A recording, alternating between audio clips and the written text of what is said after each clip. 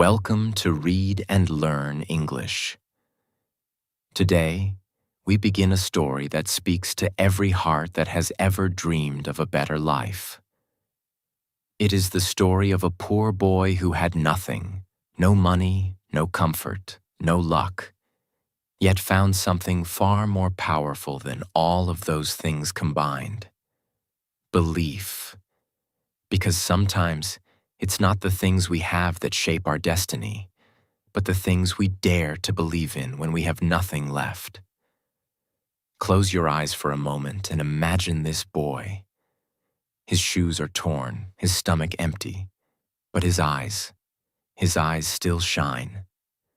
Around him is the dust of poverty, but inside him burns the fire of hope. This is not just his story. It is the story of every person who ever felt small, forgotten, or lost, but still whispered to themselves, "One day I'll make it." In this story, we won't just talk about money. We'll talk about something greater: the power of the human spirit. You will see how one decision, one small act of courage, can change the direction of a life. You will see how failure becomes a teacher, and pain becomes a map that leads toward wisdom. As you listen, don't just follow the words, feel them. Let this story teach you new English, yes, but also a new way to think. Every sentence carries a lesson, every moment holds a message. Because learning English is not only about speaking another language, it's about understanding life in deeper ways. This is the story of how the poorest boy in the village learned to see the invisible path to success. The road was long, filled with dust, hunger, and doubt, but he kept walking. And one day, he discovered that success doesn't begin with money. It begins with mindset. So, if you've ever felt poor, stuck, or unsure of your future, this story is for you. It will remind you that no dream is too big and no person is too small to dream. Let's begin the journey from the dirt road of poverty to the golden road of success, the world of struggle. The sun rose early in the small village where the boy lived, painting the sky with soft gold. But for him, morning light did not mean comfort. It meant work. It meant another day of carrying baskets, another day of running barefoot through dusty roads to help his mother sell fruits in the marketplace. He was young, but life had already taught him that survival was not easy. While other children played, he counted coins. While others went to school with full stomachs, he studied the faces of hungry people, learning early what pain looked like. His house was small, built from thin wood and rusted metal. When it rained, drops fell through the roof like tears from the sky. His mother tried to smile, but her hands told a different story: cracked, tired, and old before their time. Still, she never gave up. Every morning she whispered to him, "Work hard, my son. One day your life will change." Those words became his first lesson in hope. At the market, he shouted the names of fruits, his small voice echoing between stalls. Some people ignored him, some laughed, but a few smiled and bought what he offered. He learned that kindness often came from those who had little themselves. When business was slow, he sat under a tree, watching people in clean clothes, wondering how it felt to walk without worry. Deep inside, a quiet fire grew, a fire that whispered, "I want more than this life." At night, when the village fell silent, he walked to the nearest streetlight, the only one that worked. There, with his old school books, he studied. The pages were torn, but his desire to learn was whole. Mosquitoes bit his skin, Cold air touched his face, but his eyes never left the words. He didn't understand every sentence, but he repeated them until they made sense. That light became his second home, a symbol of his hunger, not for food, but for knowledge. Sometimes he felt weak. His clothes were thin, his stomach empty. He saw others living comfortably, eating well, wearing shoes that actually fit. For a moment, jealousy knocked at his heart. But then he remembered his mother's eyes, gentle but strong, and he told himself, "If I cannot change my life today, I can change how I think about it." That thought gave him strength. It was his first spark of resilience. The seasons passed, and so did his childhood. He watched his friends give up on school, choosing to work in farms or factories. They laughed at his dreams, saying, "You can't change your life. People like us are born to stay poor." Their words hurt, but he refused to believe them. He knew there had to be more. Somewhere beyond the fields, beyond the horizon, there was a life waiting. One that didn't begin with suffering and end with silence. Still, the days were hard. Some mornings, they had no breakfast. He would leave home pretending he wasn't hungry so his mother could eat. His shoes wore out completely, and sometimes he walked barefoot to save them for longer trips. But each step taught him endurance. Every ache became a reminder that comfort is not a right. It is a reward. One evening, as he walked home from the market, he saw the reflection of the sunset in a puddle. For a moment, the sky looked like gold. He smiled and thought, "Maybe one day my life will shine like that too." That simple thought carried him through countless dark nights. It became a quiet promise between him and his future, that he would not stay trapped in struggle forever.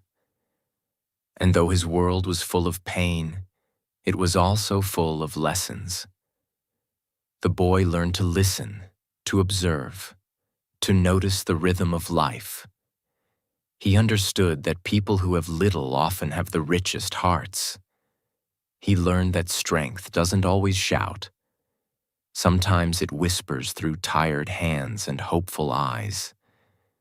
Each morning, he woke up to the same hard life, but his mind began to change. The fruit baskets felt lighter because he carried them with purpose. The nights felt shorter because he studied with hope. The boy was still poor, but his thoughts were no longer trapped by poverty. Deep down, he believed that one day his story would not be about what he lacked, but about what he learned. And perhaps that belief, fragile yet fierce, was the beginning of everything that would come next. Because sometimes, the world of struggle is not a punishment. It is a classroom. It teaches lessons that no rich man can buy and no book can explain. But sometimes, life's hardest days are not meant to break us. They are meant to wake us. The seed of dream. It was a quiet afternoon in the market. The sun was high and the air shimmered with heat. The boy sat under the same old tree, his basket half empty, his energy almost gone. He had been working since morning, shouting, smiling, hoping, but few had stopped to buy. His throat was dry, his stomach empty, and his heart heavy. For the first time in a long while, he felt truly tired, not just of the work, but of the life itself. He looked at his small pile of coins and whispered, "Is this all my life will ever be?" Just then, a gentle voice broke through his thoughts. "Why such a sad face, young man?" The boy looked up. In front of him stood an old traveler, his clothes dusty from the road, but his eyes calm, bright, and full of warmth. He carried a small bag and a walking stick, and when he smiled, there was something peaceful about him, as if he had seen much of the world and still believed in its goodness. The boy hesitated, but finally said, "I work hard every day, sir. I sell fruits, I study when I can. But no matter what I do, I'm still poor. Maybe this is just my fate." The old man sat beside him. "Fate?" he repeated softly. "Do you know what fate really is?" The boy shook his head. "Fate," the man said, "is not what happens to you. It's how you choose to respond to what happens. You see, my boy, success doesn't begin with money. It begins with the mind. The richest people in the world were once poor, poor in food, poor in comfort, but never poor in vision." The boy listened quietly. His heart beat faster. No one had ever spoken to him like that before. The man continued, "You think your problem is poverty, but it's not. Your real problem is that you've accepted poverty as your identity. You believe you were born to struggle. But what if you were born to grow instead? What if every hardship you face is actually preparing you for something greater?" The words felt like lightning inside the boy's mind. He had heard many things in his short life: advice, orders, complaints, but never such wisdom. It was as if the man was not speaking to his ears, but to his soul. The boy whispered, "But I have nothing, no education, no connections. How can someone like me ever become successful?" The old man smiled again. "You already have the first tool, hunger. Not hunger for food, but hunger for change. That is where every great story begins. The poor wait for a miracle. The wise create one. The world doesn't give success. It reveals it to those who dare to search." The boy looked down at his rough hands. For the first time, he saw them differently. These were not hands of failure. They were hands that worked, that created, that built. He looked up and asked, "But how do I start?" "Start with your thoughts," said the man. "Start by changing what you say to yourself. You say, 'I am poor.' Instead, say, 'I am learning.' You say, 'I can't.' Instead, say, 'I will try.' The moment you change your language, you change your future. The mind is like soil. Whatever you plant in it, fear or faith, it will grow." The boy sat silently, letting the words sink in. Around them, the market buzzed with life, sellers calling, children laughing. But inside his heart, something quiet yet powerful began to move. It was a small spark, but it felt like the beginning of light. Before leaving, the old man placed his hand on the boy's shoulder. "Remember," he said gently, "a seed doesn't become a tree overnight. It grows slowly, quietly, through wind, sun, and rain. Be patient with your journey, but never stop growing." And then, just as suddenly as he appeared, the traveler walked away, his figure disappearing down the long road. The boy watched him go until he was only a shadow against the setting sun. That night, the boy didn't go to sleep early. He sat under the streetlight again, but this time, his mind was alive. The man's words echoed in his heart. Success begins in the mind. He repeated the sentence over and over until it became a rhythm. For the first time, he didn't feel like a victim of life. He felt like a student of it. He took a small piece of paper and wrote down a few words in shaky handwriting. "I can learn. I can grow. I will not stay poor forever." It was the first time he had ever written a promise to himself. In the days that followed, something changed in the boy. The same world that once felt heavy now looked different. The same street seemed brighter, the same work less painful. Even when business was slow, he smiled, remembering the traveler's wisdom. When others complained, he stayed quiet, saving his energy for learning.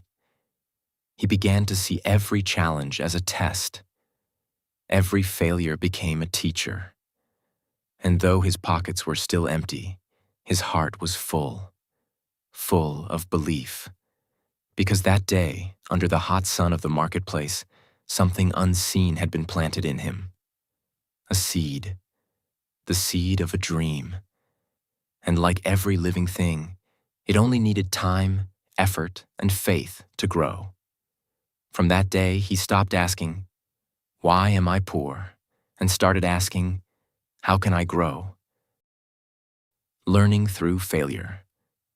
The boy was no longer a child. The years had passed, and though his body had grown stronger, his life remained hard. But something inside him had changed. The seed planted by the old traveler had taken root. He no longer waited for luck. He started searching for opportunity. His first job was shining shoes near the bus station. From sunrise to sunset, he kneeled on the ground, cleaning the dust from strangers' shoes. The pay was small, but it was honest work. Some customers were kind, leaving extra coins and a smile. Others shouted at him or refused to pay at all. He learned early that the world was not always fair, but fairness was not the point. Character was. Every time he rubbed the shoes until they shone like mirrors, he told himself, "I may be poor, but I will never be lazy." Still, there were bad days. Rain would fall, soaking his small box and ruining his brushes. His hands cracked from the polish, and his back ached from kneeling too long. He often thought of quitting, but then he remembered the old man's words. "The mind is soil. What you plant will grow." So he decided to plant persistence. When the shoe-shining business slowed, he tried something new. He carried boxes at the market for shopkeepers, earning a few coins for each trip. It was heavy work, but he learned the value of service. That every job, no matter how small, could be done with pride. One afternoon, he dropped a box and broke several glass bottles. The owner yelled, "You careless boy! You'll never learn." The boy apologized, worked late to pay for the loss, and walked home silently. That night, under the familiar streetlight, he didn't cry. He thought, "Mistakes are not the end," he whispered. "They are just lessons in disguise." He realized something powerful. Failure was not the opposite of success. It was the path to it. The next morning, he went back, ready to work again. The shopkeeper, surprised by his courage, said, "You're back?" The boy nodded. "Yes, sir, I still have more to learn." The man smiled for the first time. That day, the boy learned another lesson. Courage is not the absence of fear, but the strength to act even when afraid.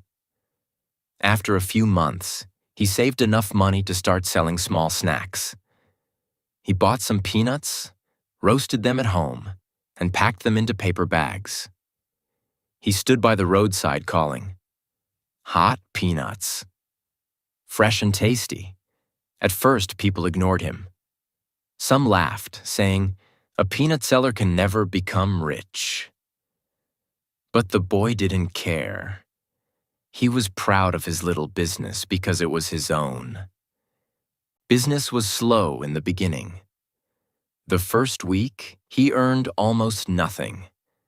The second week, a sudden rainstorm ruined all his peanuts. The third week, a dog ran off with half his bag. But instead of giving up, he asked himself a question the traveler had once taught him. What can I learn from this? He learned to protect his goods with plastic covers. He learned to greet customers with a smile. He learned that failure teaches faster than success ever could. Soon, people began to recognize him, the polite boy with determination in his eyes. Still, life was far from easy. There were days when he felt invisible, when hope felt like a distant dream. He watched people in clean clothes walk past him, carrying books, phones, and dreams bigger than his. Sometimes envy whispered in his ear, "They were born lucky. You were not." But another voice inside, stronger, quieter, replied, "Luck is not born. It is built." That belief kept him moving forward.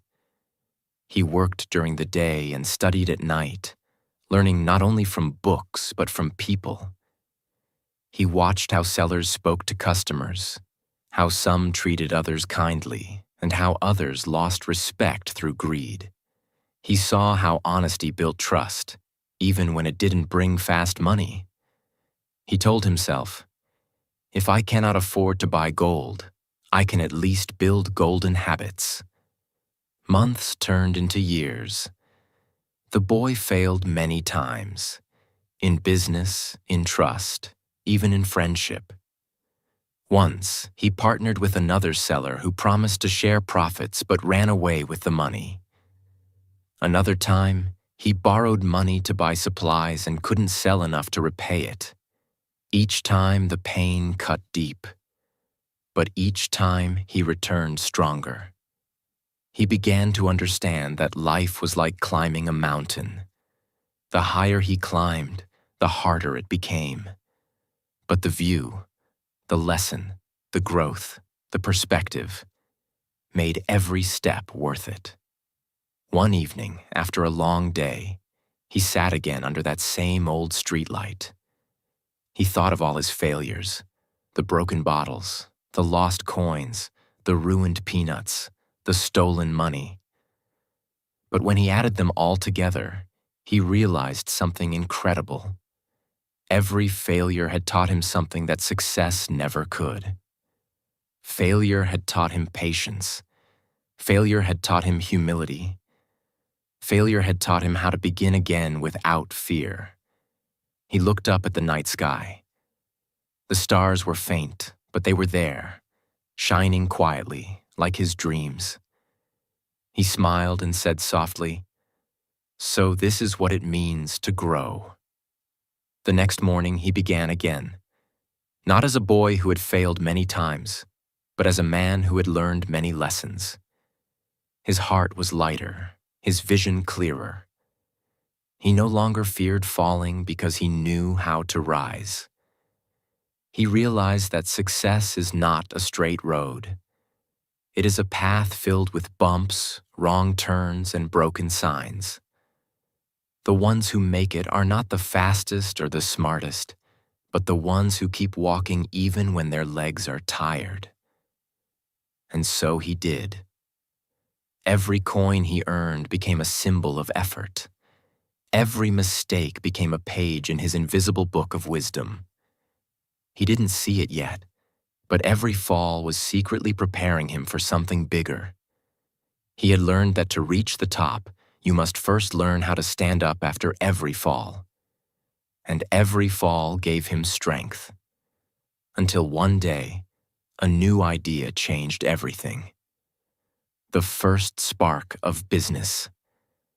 The morning sun rose over the crowded streets, painting the roofs of the small town in golden light. The boy walked with purpose through the market, his mind busy with thoughts. He had tried many small jobs, shining shoes, carrying boxes, selling snacks, and failed more than once. But failure no longer frightened him. It had become his teacher. What he needed now was not luck, but an idea. One afternoon, while walking near the train station, he noticed something simple yet powerful. Every morning, hundreds of workers arrived by train, tired, sleepy, and rushing to work. Many of them stopped at a small corner to buy tea. But the tea seller was often late and people complained. "Why doesn't someone open earlier?" one man said angrily. That sentence lit a spark in the boy's mind. What if I sell tea before everyone else arrives? He had no shop, no table, and no money for a big setup. But he remembered the lesson the old man once told him. Use what you have, not what you wish you had. So he borrowed a small kettle from his mother and bought a handful of tea leaves with his savings. He found an old cart that had been left behind in the alley, cleaned it carefully, and turned it into his first business stall. The next morning, before sunrise, he boiled water and prepared the first pot of tea. The aroma filled the air, warm, comforting, and inviting. When the first train arrived, he called out softly, "Hot tea!" Fresh and sweet, a few workers stopped. They tasted it, smiled, and nodded. "Good tea, boy. I'll take another cup tomorrow." That small moment felt like a victory. His heart beat fast, not because of money, but because of proof. Proof that action creates change. By the end of the week, he was selling dozens of cups every morning. He saved each coin, counting them with pride under the same streetlight where he once studied. His tea stall became a familiar sight. People began to greet him warmly. "Good morning, young man." Some shared stories from their lives, tired workers, travelers, students, all connecting over a simple cup of tea. Through these moments, he learned not just how to sell, but how to serve. He listened, smiled, and treated each customer with respect. Slowly, his tea cart became more than a business. It became a meeting place for the people of the station. But success, as he soon learned, never comes without tests. One rainy morning, his firewood got wet and he couldn't make tea on time. Customers grew impatient. Some left angrily. His earnings dropped that week and doubt crept in. He wondered if his small dream would end like his earlier failures. But then he remembered. Every problem hides a lesson. The next day, he built a small cover using bamboo and plastic to protect the fire from rain. When the weather turned bad again, he was ready. The tea boiled, steam rising like hope in the air. Customers noticed his preparation. One man said, "You're clever, boy. You think ahead." That compliment stayed with him for days. He began to innovate, adding lemon for flavor, using clay cups for a rustic touch, even offering a discount to regulars. His tiny improvements made people feel special. Soon, he was selling out before noon. For the first time in his life, he didn't worry about what he lacked. He focused on what he could create. At night, he wrote ideas in a small notebook. Learn how to save money, buy better tea leaves, make a signboard. He didn't know it then, but he was building the habits of an entrepreneur. He was learning that business was not about size. It was about service, creativity, and consistency. Still, challenges kept coming. A new tea seller set up a stall nearby, offering cheaper prices. Some customers left.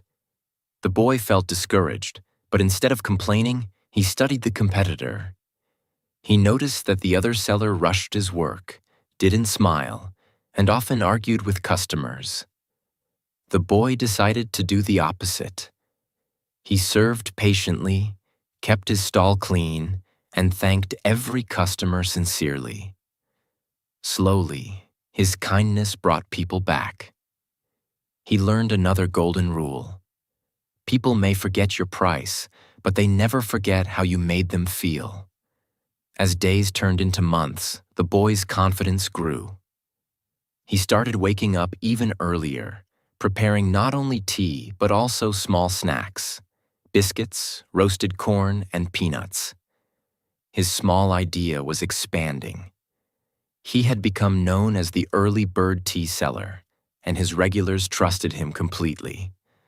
Some even paid in advance. But success has a strange habit. It always tests you before it blesses you. One evening, as he was closing his stall, a strong wind blew through the station. His cart tipped over, the kettle fell, and the hot tea spilled across the ground. The cart broke, his supplies were ruined, and his heart sank. He sat down, feeling defeated. All his savings seemed wasted in one terrible moment. For hours he stayed there, silent, watching the night trains pass by. Then he remembered something he once whispered to himself. If I can survive failure, I can survive anything. The next morning he went back, not to cry, but to rebuild. He collected the broken wood, fixed what he could, and borrowed a new kettle from a kind shopkeeper. When customers saw him working again, they were touched. Some offered help. One man gave him extra firewood. Another donated old cups. The boy realized something deeper than profit. When you serve others sincerely, life finds ways to serve you back. Within days, his tea stall was open again, stronger, cleaner, and more beautiful than before. He added a small sign made from cardboard that said, "Fresh tea every morning." People smiled when they saw it. It wasn't fancy, but it was a symbol of his persistence. His business began to grow steadily. He saved enough to buy his own kettle, then 2 more. He hired a younger boy to help him during busy hours, giving him the same advice he once received. Work hard, stay honest, never give up. That tea stall, born from nothing but a dream and determination, became the first spark of something greater. The boy was no longer just selling tea. He was learning how to build trust, how to solve problems, and how to believe in his own ideas. He had turned excuses into action and hope into results. The dirt road of poverty was slowly turning into the golden road of success, one cup at a time. But as every journey teaches, the higher you climb, the stronger the wind becomes. And soon, a new test would come, one that would decide whether the boy's dream was built on luck or on true strength. The storm of setbacks. For a while, everything looked bright. The boy's tea stall had become the heartbeat of the train station. He woke up every morning before the sun, ready to serve familiar faces. His hands moved with confidence, his smile carried quiet pride. But life has its seasons, and even after the brightest summer, storms always find a way to return. It began slowly, almost quietly. A new shop opened just across the road, bigger, cleaner, and full of shiny equipment. Their signboards sparkled, their cups were printed with logos, and their prices were lower. At first, the boy didn't worry. He believed people would stay loyal. But within a few weeks, his regular customers began drifting away. "I'll be back tomorrow," they said, but they didn't return. The once busy mornings grew silent. His coins stopped clinking in the tin box. For the first time in months, he felt fear again. He tried to improve things.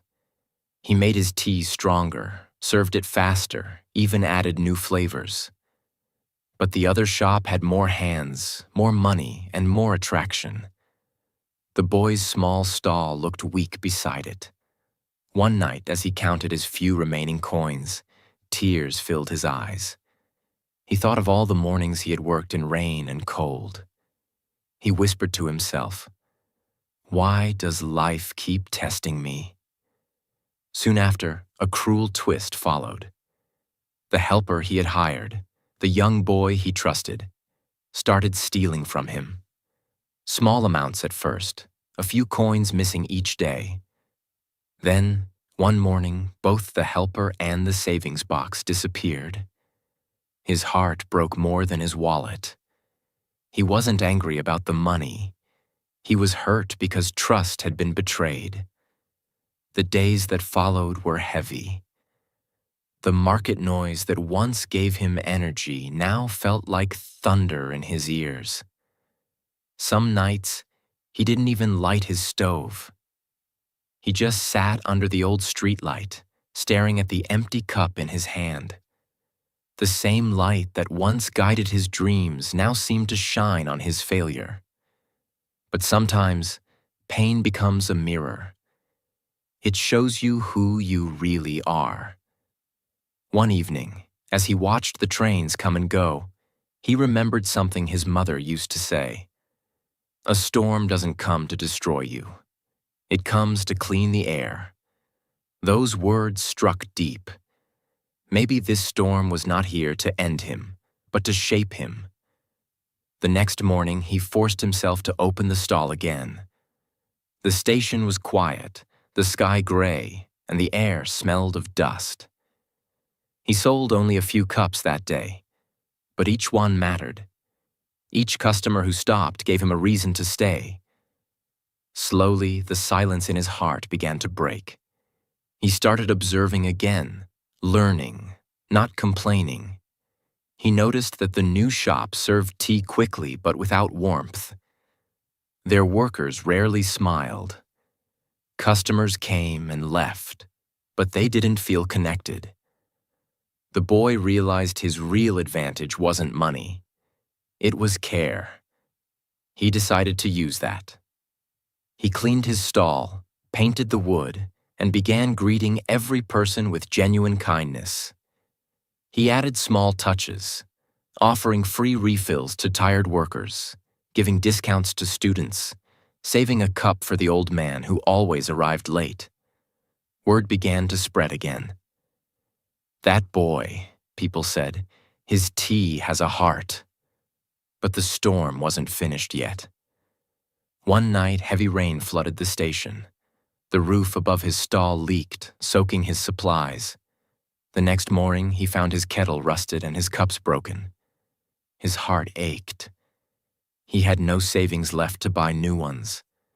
For a moment, despair won. He sat in the mud, rainwater mixing with his tears, and thought of giving up.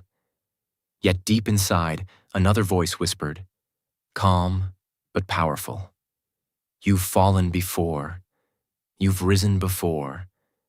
You can do it again." He took a deep breath, stood up, and walked to a nearby scrapyard. There, among piles of old metal, he found a used kettle. He polished it until it shone. He borrowed a few cups from a friend and returned to the station. That day, he made tea again. Not perfect tea, but tea made with strength. Slowly, people noticed. They admired his courage. Even the rival shopkeeper watched in silence as customers began returning, drawn by something no business could buy: resilience. The boy wasn't competing anymore. He was simply enduring, and that endurance was more powerful than any advertisement. Weeks passed, and things started to balance. The new shop lost its shine. Workers quit. Customers drifted back to the boy who never gave up. He learned a deep truth. Storms don't just test your patience, they reveal your power.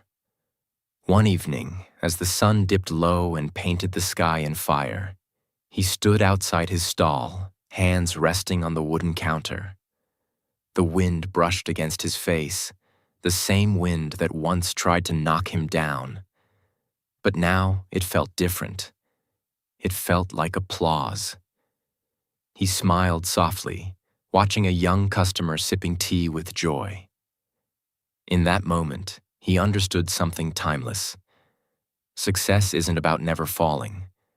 It's about rising one more time than you fall.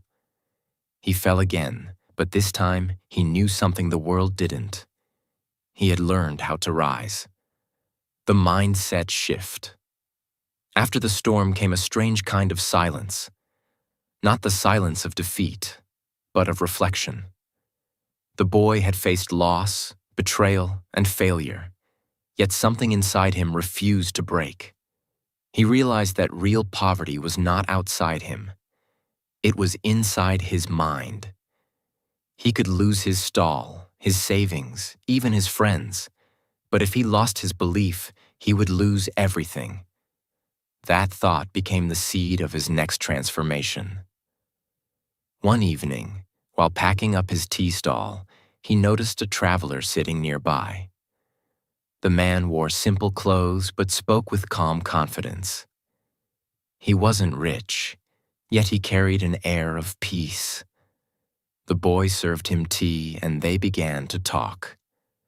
The traveler told him stories of great thinkers, of dreamers who started with nothing, of people who built their lives not from money but from mindset. "If you want to grow," the man said, "feed your mind before your pocket."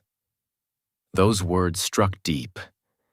The boy realized he had been feeding his body with tea but starving his mind with ignorance. The next day, he walked to the local library, a place he had never entered before. The shelves smelled of old paper and quiet wisdom. He couldn't read fast, but he was hungry to learn. He borrowed his first book, a simple story about self-belief. Every evening, after closing his stall, he sat under the streetlight and read. The same light that once guided his homework now guided his soul. At first, it was difficult. The words were new, the ideas strange. He often had to read sentences twice, sometimes 3 times. But slowly, something changed. His thoughts became sharper. His speech became clearer. When people complained around him, he didn't join them. He listened and then smiled. He began to see how most people lived reacting to life instead of designing it. They complained about problems but never practiced patience. They wanted success without sacrifice. One night, as he read a line that said, "Discipline is the bridge between dreams and reality," he paused. He looked around his small room, the thin mattress, the cracked wall, the single candle. He whispered to himself, "If I stay disciplined, this room won't define me forever." From that night, he began to live differently. He woke up earlier than before, sometimes before sunrise. Instead of worrying, he planned. Instead of comparing, he improved.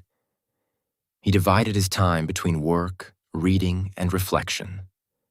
At the tea stall, he no longer only sold tea. He listened to people's stories. He began to notice their words, their habits, their fears. He learned that success begins in the mind long before it appears in life. Soon he met new people, small traders, students, travelers, and he asked them questions. How did they think? What did they believe? What made them happy? Every conversation became a classroom. He was learning not from a school, but from life itself. But inner growth isn't easy.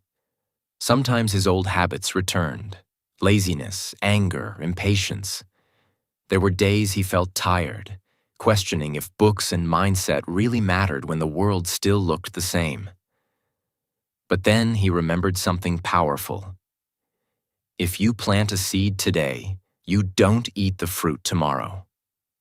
Growth needs time.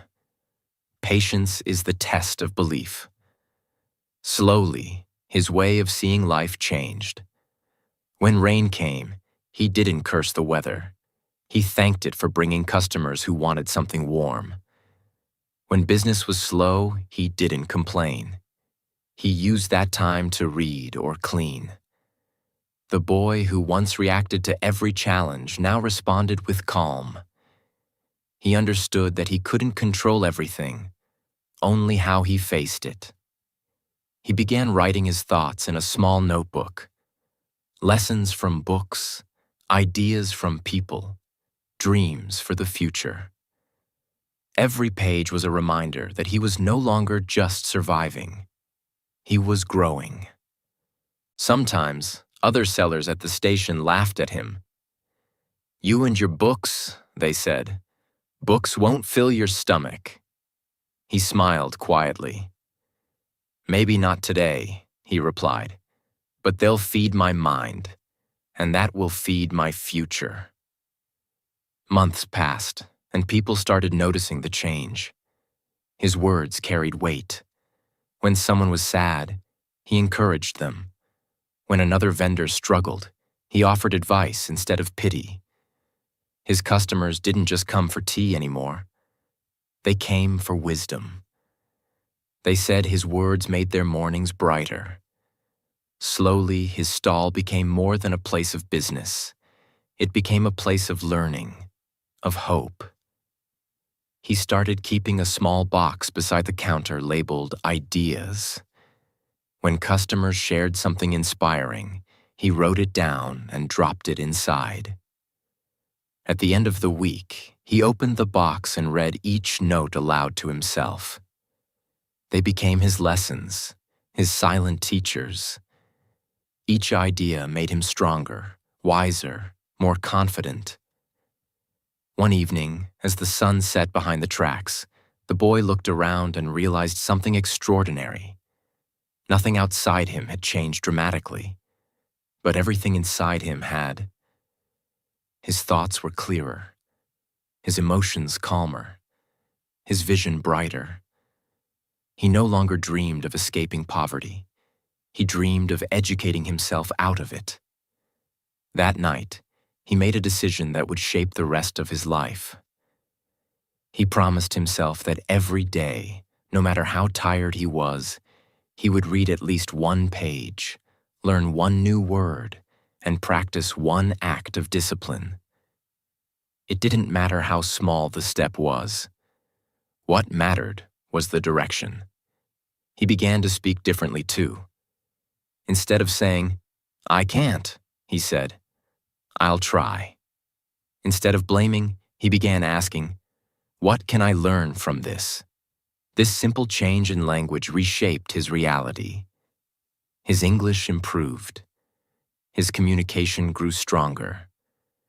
Customers listened to him, not just for his tea, but for his clarity. He realized that while money could buy comfort, knowledge could buy freedom. Books became his best investment, words his currency, and thoughts his greatest wealth. And so the boy who once sold tea began to sell hope. He became a quiet mentor to those around him, the vendors, the students, the travelers who stopped for a drink but left with inspiration. People began calling him the wise boy, and even older men listened when he spoke. He had discovered the real meaning of success, not to escape struggle, but to understand it, learn from it, and use it as fuel for growth. The boy who once sold fruit began to sell ideas, and people listened. Building the empire. By now, the boy had learned to think like a builder, not of walls or stalls, but of dreams. His new mindset gave him eyes that could see what others missed. Where most people saw problems, he saw possibilities. He understood something powerful. Success is not about what you get. It's about what you give. And that belief became the foundation of everything that followed. One day, while serving tea to a group of traders at the station, he overheard them complaining about a problem. "We can't find good helpers," one said. "They either quit too soon or don't care about the work." The boy listened quietly. That night, the idea kept echoing in his mind. Good service is rare. The next morning, he made a decision that would change his life forever.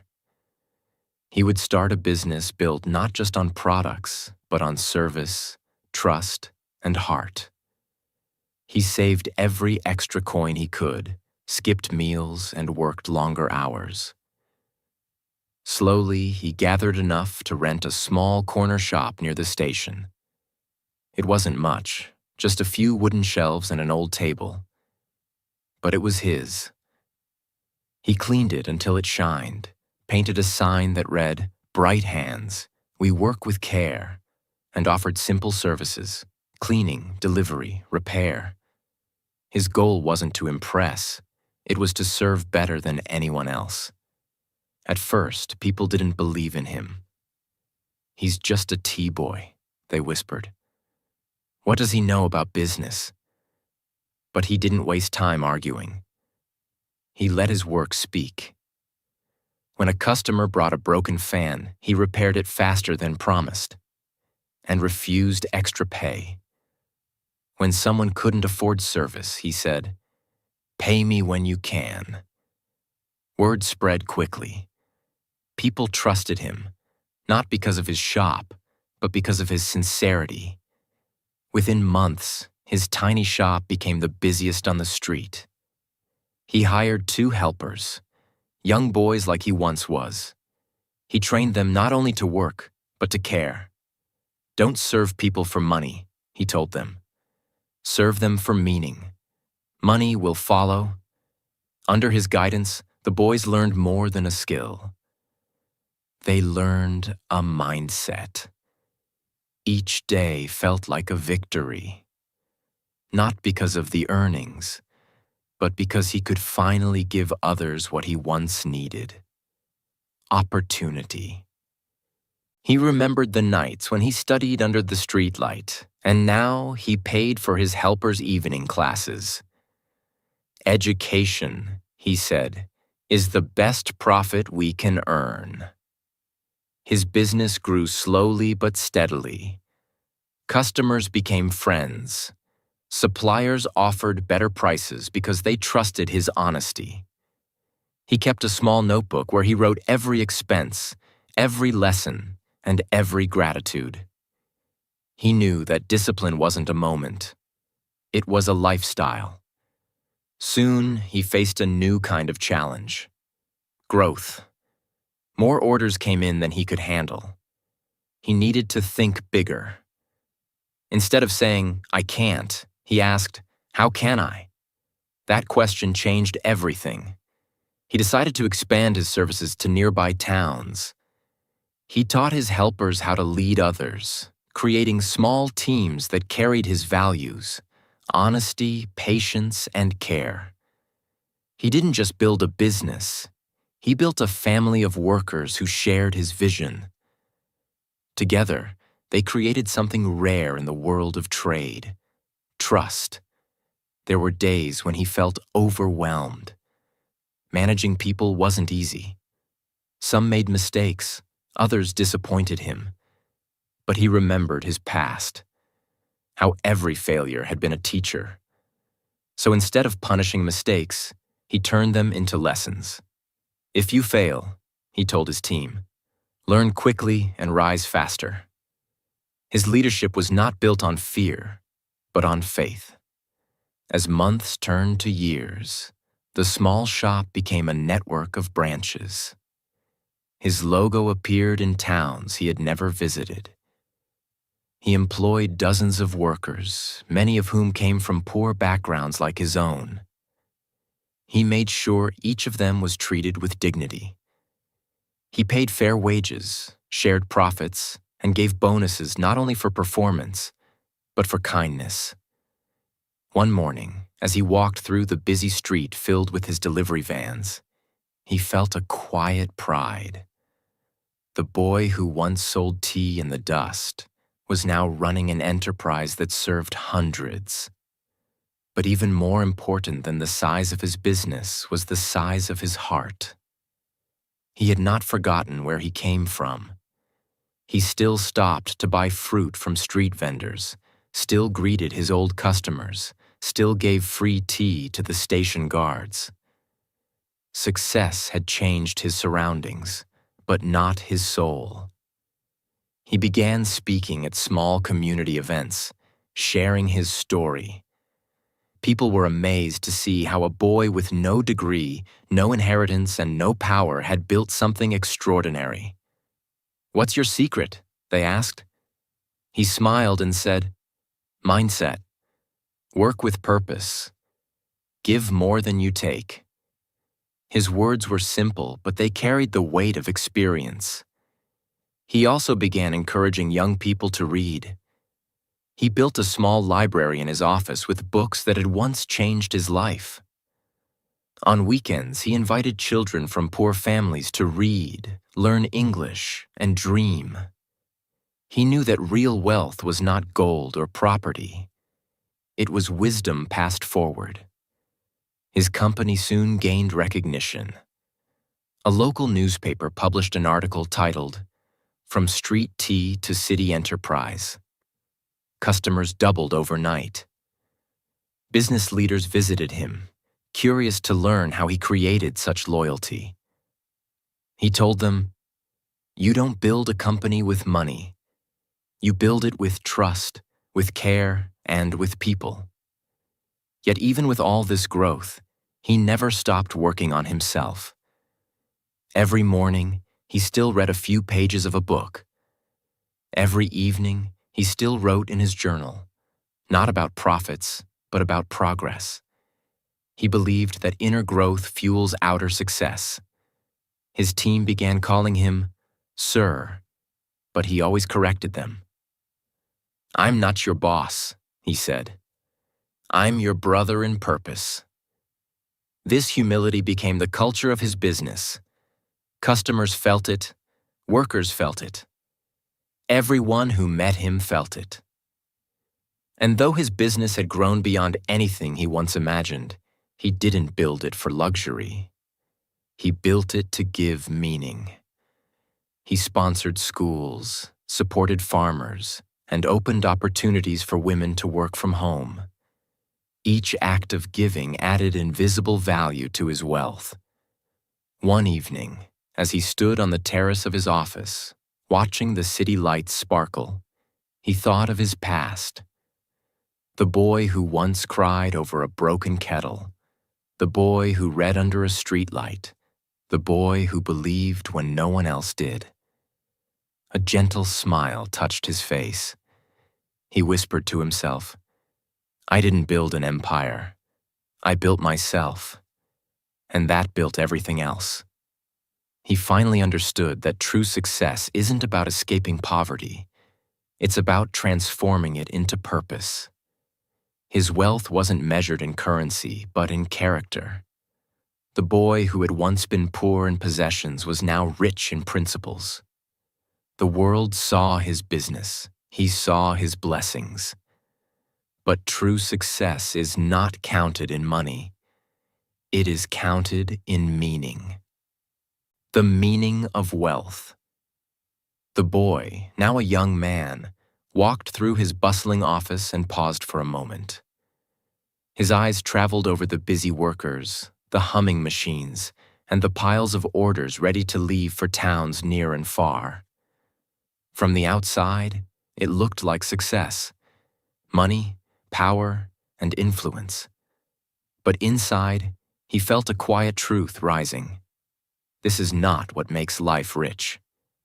He remembered the nights he spent under the streetlight, studying by the dim glow of a candle. He remembered empty stomachs, wet clothes, and aching hands. He remembered every failure, every stolen coin, every storm that seemed too strong to survive. Those memories were not painful anymore. They were lessons. They had taught him that wealth is not counted in coins, but in knowledge gained and wisdom earned. Money could buy comfort, yes, but it could not buy patience, courage, or honesty. It could buy toys, but not happiness. It could buy fancy cups, but not loyalty. He realized that all the gold in the world could not fill the hunger of a restless mind. Real wealth, he understood, came from what you carried inside: discipline, gratitude, and heart. He began walking through the streets of his old neighborhood, where the narrow lanes and small homes reminded him of the boy he once was. Children ran past him, playing with worn-out balls and laughing with carefree joy.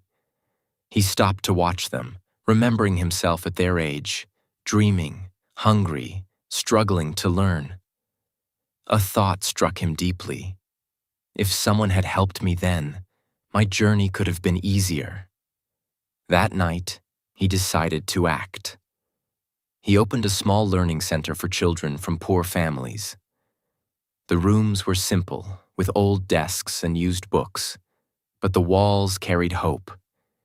He hired teachers who were patient, kind, and committed. Every evening, the children came, curious and eager. He didn't just pay for their lessons. He spent time with them, reading stories, teaching small words in English, explaining the world in simple terms. Watching them, he understood the real meaning of wealth. It was not what you accumulated, but what you shared. Every smile, every spark of understanding in a child's eyes was more valuable than any coin. He realized that giving back didn't make him poorer. It multiplied his own wealth in ways money never could. He also began teaching his team about inner wealth. Don't measure yourself by your salary, he told them. Measure yourself by your actions, your patience, and your honesty. Some young employees laughed at first, thinking it was simple talk, but over time, they understood. They saw that customers returned not because of low prices, but because of trust and care. They saw that their own lives grew richer when they worked with purpose. The man reflected on all he had endured: the dirt roads, broken kettles, failed businesses, and endless storms. Every challenge had been a teacher, every tear a lesson. And now, he could finally see the patterns of life clearly. Money was a tool, yes, a way to build, to protect, to create. But knowledge was a compass, kindness was a bridge, and self-control was the engine that drove everything forward. Without these, money could vanish in a moment. He often visited his old tea stall. The same wooden cart, the same street light, the same busy station. People who had once ignored him now nodded in respect, remembering the boy who had begun with so little. But he didn't feel pride in that recognition. His joy came from seeing others rise. The helpers he had trained, the children learning English, the vendors gaining confidence. True wealth, he realized, is watching others grow because you helped them along the way. One afternoon, he spoke at a small gathering of students and young workers. Many think wealth is silver and gold, he said softly. But real wealth is the power to control yourself, to learn every day and to help others. The world is full of opportunities, but only those with a rich mind and heart can turn them into lasting success. He remembered his old mentor, the traveler who first taught him to plant the seed of belief. The traveler had smiled and said, "The richest people are not those who have the most, but those who give the most." Now, standing in his own success, he understood those words fully. Money is a tool, yes, but the wealth of a life well lived is measured in love, learning, and integrity. The man often thought of the children he helped. Some had never touched a real book before he arrived. Some had never spoken English aloud. And yet, each day, they learned a little more. Every new word, every small achievement, reminded him of the boy who once struggled to survive. Every small success of theirs became a reflection of his journey, a reminder that wealth grows when it is shared. He also learned humility. Material riches can make people arrogant, but awareness makes them wise. He never flaunted his money, never boasted of his achievements. Instead, he smiled quietly, walked humbly, and listened to others. Ego, he realized, is the heaviest burden, heavier than any coin or debt. True wealth lightens the heart. At night, he often sat alone, thinking of the journey from poverty to prosperity. He counted not the money in his bank, but the lives he had touched. He measured success not in profits, but in the ripples of kindness, knowledge, and opportunity he had created. And in that quiet reflection, he felt a calm unlike anything money could buy. A peace born from giving, from learning, from living with purpose. The boy who had once cried over empty hands now smiled with full heart. He had discovered that life's richest treasures are invisible. The wisdom gained from struggle, the kindness shared with others, and the self-control that turns challenges into growth. And as he gave back to others, he discovered the greatest treasure of all: peace. Final reflection. Look closely at the journey we have shared. The boy who once ran barefoot through dusty streets carrying fruits for his mother is not just a story from a faraway town. His path is a mirror of life itself, a reflection of struggles, failures, and victories that each of us faces. Perhaps you are sitting there, learning English, feeling small, or doubting yourself. Listen carefully. This story is yours too. You don't need perfect English, rich parents, or lucky breaks to change your life. What you need is the will to learn, the courage to try, and the patience to grow. Life will not hand you success on a silver tray. The boy learned this early. Every failure, every stolen coin, every storm was a teacher in disguise. And yet, he chose not to give up. He chose to see possibility where others saw despair. This is the first lesson for you. Hopelessness is a shadow, but determination is the light that cuts through it. Every small effort, every step forward, no matter how tiny, builds the foundation of your future. Dreaming big is only the start. The boy's first idea, selling tea before the station opened, seemed insignificant at first. Yet that tiny spark grew because he acted on it, learned from it, and refused to quit. Your ideas, no matter how small or simple, can grow the same way. Action transforms dreams into reality. Waiting for perfect conditions is a trap. Starting now with what you have is freedom. But success is more than clever ideas. The boy discovered that true growth happens inside. He read, he learned, and he reflected. He disciplined his mind when the world tried to distract him. He replaced fear with courage, doubt with curiosity, and reaction with patience. English learners, take note. Every page you read, every word you practice, every moment you engage your mind strengthens you far more than quick results ever could. Learning itself is power, and knowledge is a tool that no one can take from you. Kindness, too, became his wealth. The boy could have kept all he earned for himself, but he chose to give back. He helped other children, trained helpers, and served his community with heart. True success is never measured in coins alone. It is measured in the lives you touch, the hope you inspire, and the integrity you maintain. When you lift others, you rise with them. When you act with humility, you grow stronger than any challenge. Notice how every failure led to a lesson. Every storm taught resilience. Every obstacle demanded creativity. You may stumble, make mistakes, or feel lost. That is normal. The boy felt the same, but he learned to fall with grace and rise with purpose. Each setback became a stepping stone, each difficulty a teacher. Life's tests are not punishments. They are invitations to grow, to become the person you were meant to be. Now, look at the bigger picture. The boy's journey started with scarcity, pain, and doubt. It ended in abundance, not just of money, but of wisdom, connection, and peace. You can follow the same path. The distance between where you are and where you want to be is not measured by luck or circumstance.